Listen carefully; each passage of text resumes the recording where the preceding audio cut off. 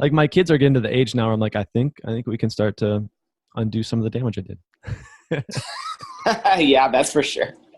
I'm watching for that all the time. Okay, where did I screw them up, and how do I rearrange the thought process on that for sure.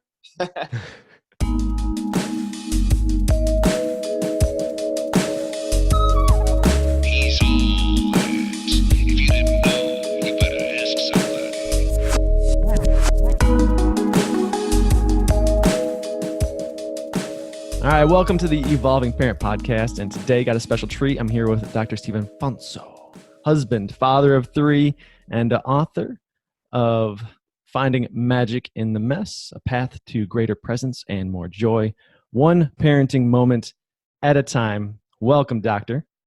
Hey, thanks for having me. I'm excited to be here. Awesome, man. Well, you've been doing this parenting thing for 12 years. I started Evolving Parent when my kids were 6 and 8. So I figured if I threw evolving in the title, it would kind of give me the slack that would imply that I was learning on the job. So why and when was it that you felt like you got the signal to go ahead and write this book? I mean, are you just the perfect parent right now? Are you the chosen one? I am the chosen one. No, I far from the chosen one. But one of the things is when I was early on, 6 years old, my parents split, and that created a huge void for me in my life. And at the time, I didn't know I was about to go fulfill it. But if you look back on your own life path, you can kind of see, where you've kind of filled some of your early voids, and that was a huge void for me right off the bat. So family and a connected family and a healthy, vibrant family was really at the forefront of my focus from early on. I wanted what I didn't have, essentially. And so that led me into health and healing. It led me into family dynamics. And so it led me on a very specific path. So by no means am I a perfect parent, but I have been, in the personal development industry and self-study for now, 20 plus years, and engrossed in the training of that. So I feel like it was about 4 years ago where it was a spontaneous. I got the call to put the pen to paper and get busy with it. So I did it and just listened to the call and wrote it out. That's awesome. So when your staff reached out and said, hey, there's this book, would you be interested in checking it out? I went ahead and kind of did the Google preview thing, and I saw your opening quote that you chose. And it was at that moment, I was like, this guy gets it. Like, this guy totally is on the right page. I definitely want to talk to him. And if you don't mind, I'll read that quote. Sure. The universe is not one of individual things, but rather one of process, a changing, flowing, evolving, and intimately interconnected system of interactions. It is not of the flow, it is the flow. From an author unknown. So what caused you to choose that? Well, I aligned with it, and the fact that it's just truth, the truth of the statement, and everything is interconnected and interwoven. And with the work that I've done, especially with the help of one of my mentors, Dr. John Demartini, who I've been studying with for years, he has a process that allows you to really put the pieces of the puzzle together to see how perfectly ordered this universe is. And no matter what happens circumstantially, you can order it. You can order it like a puzzle that's been fragmented, and that's kind of what I picture almost when my parents split. There was a fragmentation of this whole puzzle. And part of my job in the healing process was to go and to put the pieces back together again into a place of wholeness, which I did, and I was able to kind of be able to articulate in the book through finding what is a flow, how does everything work together, and especially coming from a place of heart and the heart-centeredness. The heart is truth, and so it sees perfect order in everything, and it is flow. So that quote lines up with how I see reality, and also what comes and stems from living in a heart center. The book is divided into 4 parts. You have the daily grind, waking, practice, and transform. So you wrote this book, you organized it in bite-sized pieces, which as a parent, I love. Thank you. But why did you lay out the book specifically into those 4 areas? Well, I'll give you just the quick backstory of that. I wrote the third part. Was the first part that I wrote. So, and that I wrote in about 3 weeks. So I came back from a trip in a sweet space and wrote away and completed that in about 3 to 4 weeks. Then the other chapters actually came in because I realized not everyone is in a heart-centered space to see reality. So I needed to connect with myself and people and go back to what the first chapter is about. It's about human suffering. Okay, well, what do we do? Because that's essentially, whether it's a hero's journey or whether it's stages of healing, you're looking at, there's a first fuel, a first point of suffering that allows to kind of crack the door open. And so I realized, well, geez, not everyone, we're not all starting in a heart-centered space. That's the end game. That's not the beginning game. That's the end game. So we got to go back. So it took me over a year to write the rest of the book because I literally had to come out of heart space and start suffering again and write from a space of suffering again. And then after I was done writing about suffering from actually suffering, then I realized, wow, okay, this is how I wake up. I'm waking up now. I'm not in heart center yet, but I'm waking up. So then that was part 2, about questioning more about the rules, about what's happening in life, what's going on, and going through more of curiosity questions. And then the third part got to fit its way in, and then finishing it off with, okay, how do we start to think about maybe moving this forward in our life? So that's kind of the quick backstory of, I had to go and suffer and write about it. It was just, I had to do it a bit backwards, but anyways, it turned out okay. So what every like aspiring author wants to hear. I had to go and suffer. I had to go and suffer. Yeah. And that was the hard part. Cause I said to my wife, I said, like, Lee, I'm done.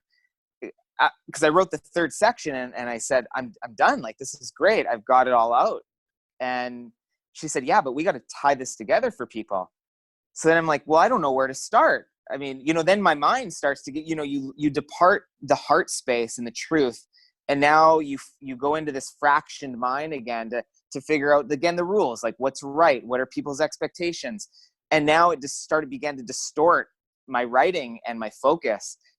So that's what I was able to then write about, is about the disconnection and the tension and the suffering that we feel when we're trying to match expectations, or we're trying to meet someone else's rules, and I was able to write from that place. So that's, what every author wants to hear is, yeah, welcome to the suffering. I didn't know that was going to be how it worked, but I guess essentially, if you want to write a book on healing, you can't exclude the human part of suffering, because that is part of the healing process.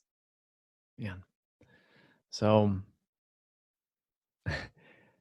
appreciation, gratitude, being present, depending on where you are in life, these things sound like either buzzwords or the actual keys to transforming your life. Now, I found them to be an undercurrent throughout the entire book. So I'm assuming that you don't think they're just buzzwords. Yeah? No, they're not buzzwords. They're, in my clinical practice, I watch people that can access greater levels of appreciation and gratitude for their life in general. And we also measure them with heart rate variability, and the physiological health signs of people that can access more appreciation and gratitude for life in general. Their scores are skyrocketed compared to other people that are in let's say that stuck in the earlier chapters of my book.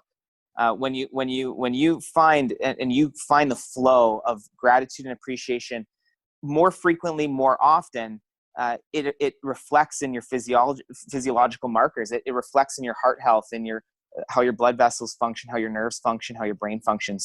So it definitely influences your output as a human being to be in those peak states. And I'll say peaks, but it's even just more of our higher consciousness states.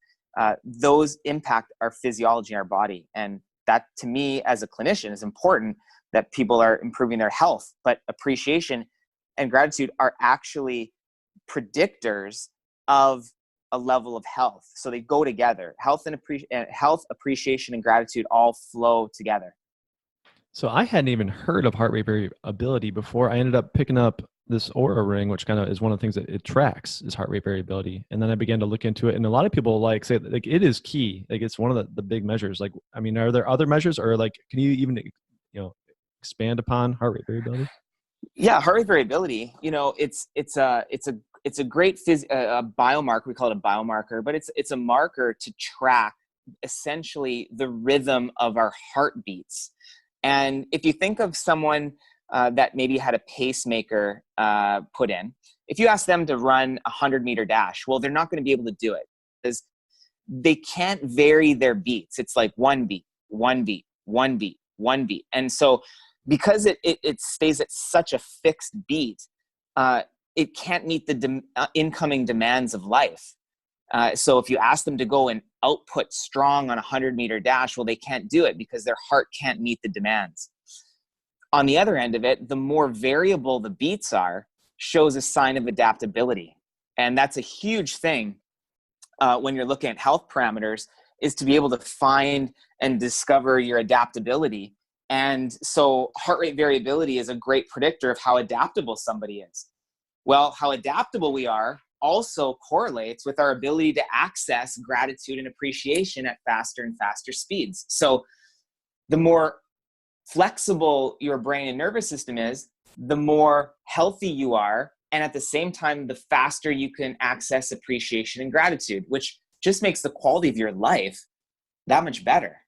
So that's how they all tie in. And we measure that. Each patient that comes in my door, we measure their heart rate variability, and then we're measuring them, as I'm taking care of them, to mark their scores of how their system's becoming more adaptable and resilient. So yeah, it's a huge marker. The Institute of Heart Math, if anyone wants to go check it out, Institute of Heart Math is the technology that we use, and they've been around for years and years with tons of research around the heart rate variability, the health, brain cognitive function, just heart health in general, etc. So yeah, it's a great thing to track for sure. Right on. One of the things I noticed as I went through the book is that I'd hit, I'll call them chapters, short chapters, but like I'd go, yeah, that's good. Oh, that's good. I love it. I'd be like, I don't know. I'm like, you find a chapter that challenges you, makes you kind of stop and think. Oddly, the one to me, I think it's funny because I love to laugh. But your chapter on laughter, like, I became like, am I just that serious that I'm like, it was really getting to me. So I mean, could you expand upon that for me? Well, laughter's an interesting. I mean, I don't know for your viewers, but laughter yoga is definitely a thing out there, in the culture of igniting laughter. But when we're operating in tight expectations, we tend to become more rigid.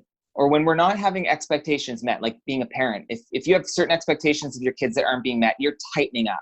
You're locking up your spine. You're creating more tense nerve tissue and more tense musculature. So any time that your expectations of what you have relative to your reality are off, you're beginning the tensing process. And so laughter is a fantastic way to break that pattern. I remember reading Osho, and I don't know if you know Osho, but it's one of the spiritual teachers, and he said one of the greatest spiritual practices is laughing at yourself, not at others, but being able to laugh at yourself.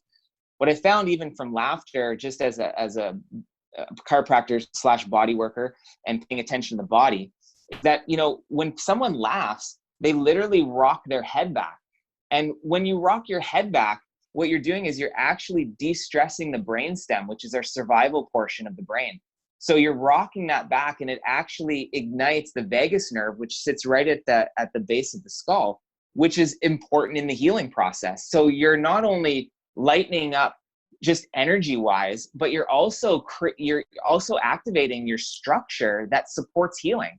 So you're unlocking that serious part of your rigid spine, and you're activating part of your nerves that actually promote healing. So laughter is absolutely essential to get energy moving again, to open up your breath, and then to activate parts of your nerve system that are involved in the healing process. So you've been able to see a variety of people come into your practice, and you've been kind of, it sounds like they influenced a significant portion of the things that you addressed in your book.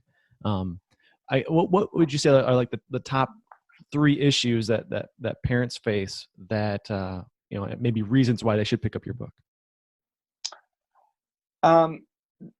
The most recent, a woman came, she said, I'm just viewing my home differently. I'm viewing family life different.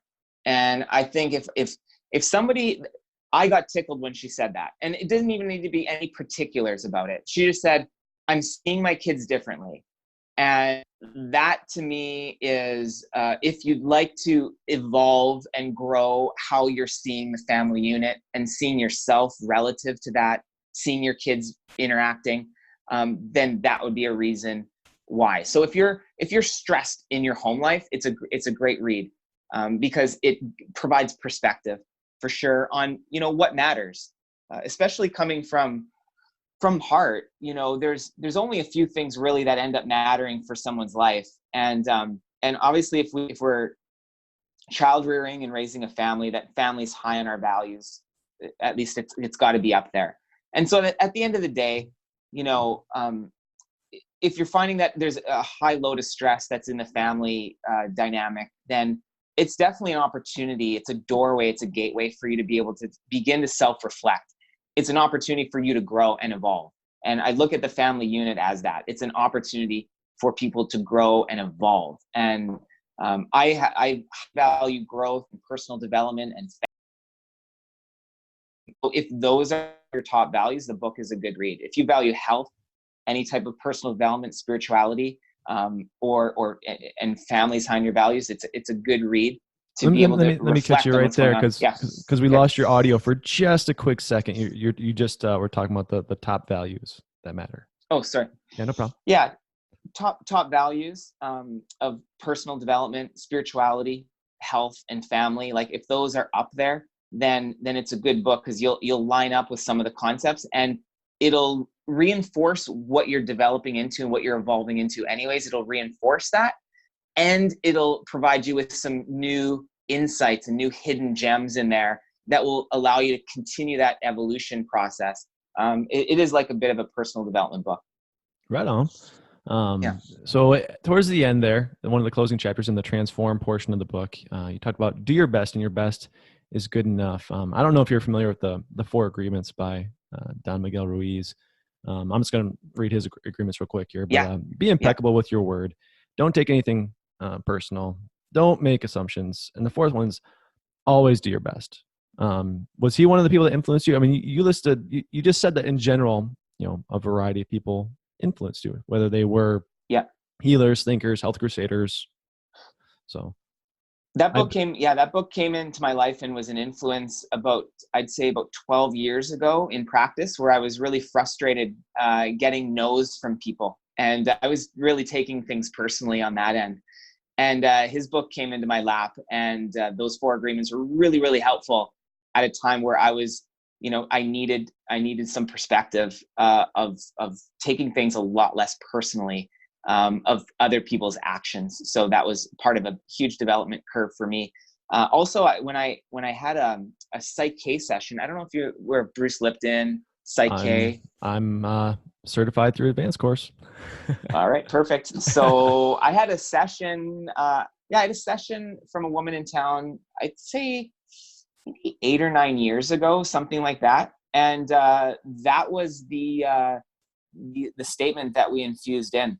in some of the clearing of our psyche sessions. So that, and I just showed her that a couple of weeks ago. I said, because I hadn't seen her in years and years, and she bought the book, and I said, and I flipped to that particular chapter, and I said, just so you know, this was a big influence from our session together. So yeah, I'm glad you asked that, because that came partly from a psyche session years and years ago.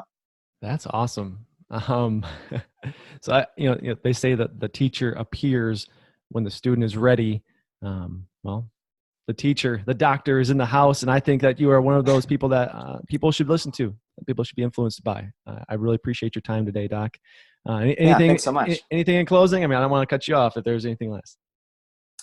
No, I would say though, anything less than love, appreciation, and gratitude. If you're experiencing anything less than that, it's definitely an opportunity to go in and do some work. If you hold that as your highest standard, and then watch how you're feeling and thinking, and anything less than that is an opportunity to go in and evolve your system to be working towards that. Because anything less than that is a perception away from truth. So if you're looking to evolve and you're looking to take a truth path, then anything less than appreciation, gratitude, and love is now becoming more and more false.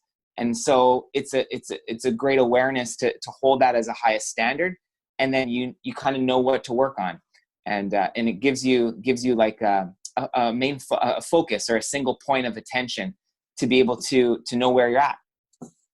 So I'd say you hold that to your highest standard, and you'll be evolving really, really well, and probably rapidly, if you're holding that as your highest standard. Awesome. Well, I want to thank you for the book. I want to thank you for your time here. It's been a treat. It's been an honor. And thank you. Thank you, Dr. Steven Fonso. And again, the name of the book is Finding Magic in the Mess, A Path to Greater Presence and More Joy, One Parenting Moment at a Time.